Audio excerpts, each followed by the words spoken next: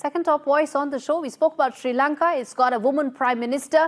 And let's get in a woman speaker to come in on the show. Silvana Koch-Mehrin, who is the founder president of Women Political Leaders. Thank you so much, Silvana, for speaking to me on India Sense. We're speaking at a time when Kamala Harris could really break that ultimate glass ceiling in global politics. She's raised $1 billion in funding.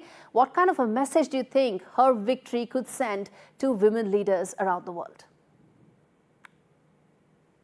Political figures are always public figures, and role models matter a lot. So representation matters a lot. And we've seen this in many, many ways, that if there are women, for example, my home country, Germany, Angela Merkel being 16 years in power, or now for the EU Commission, Ursula von der Leyen being the president, that has impact, because there is the saying, you can be what you can see. So if there's a woman at the top of political leadership, that definitely sends a strong signal. Indeed. But you've been interacting with a lot of women political leaders. You're a woman political leader yourself. How do you think you differentiate, or what are the differences between male and female politicians? We definitely see a big difference when women are in political leadership in significant numbers, because it of course matters that it's not just one woman or two women, but that there is a critical number of women who actually can move the needle. And we have done a very, very comprehensive study together with the World Bank and academic partners like King's College, where we showcase that the discrimination by law against women is reduced with more women in political leadership. And that means then that women can more actively participate in the economy, which again has benefits for all of society. Similarly, in health or also in other policy areas, more women in political leadership really make a difference, because they bring in different perspectives, different priorities, and just kind of having this whole diversity of decision making. What do you think Southeast Asia gets right that the world needs to follow? Only recently, Sri Lanka got Harini Amarasuriya as its new prime minister.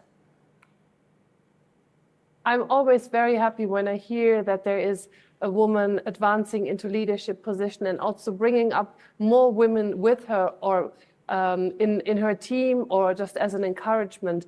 You know, what I think is critical is that we don't leave it at those one single women, that we then basically can say in less than 2 minutes all the names of all the prime ministers, presidents that are women around the world.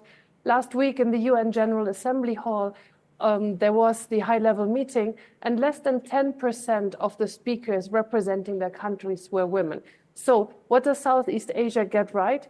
Well, they might embrace diversity in decision-making already stronger. I don't know, I'm not the expert on it, you don't know much better. But I think what is critical is that we make this complete normality, that it doesn't really make a headline anymore, that people don't get excited that there is a woman, but that it's just normal. Indeed, indeed. Let's see how far back are we going to be able to get that. But according to you, when women are at the top, what kind of a decision-making public policy really happens then? What holds societies back massively, be it in economic development, in cultural development, in educational development, is old stereotypes. Stereotypes that confine men to certain areas, that confine women to certain areas of life. And by this, we miss so much of the potential of that, what a society could have. So more women in leadership, they change the stereotype on what is a leader, what does leadership look like, what does a leader look like. And this opens possibilities for women in other sectors of leadership, if it's in the corporate, in the academia or elsewhere, but also for men, because it becomes more of a side by side than competing or one behind the other. And what about India? India has produced very strong political leaders, women leaders in the past. How can we build on this momentum? I believe very much in peer-to-peer learning. And instead of me giving advice specifically, I think what is really empowering and also helpful is to check with other countries, how do you do this?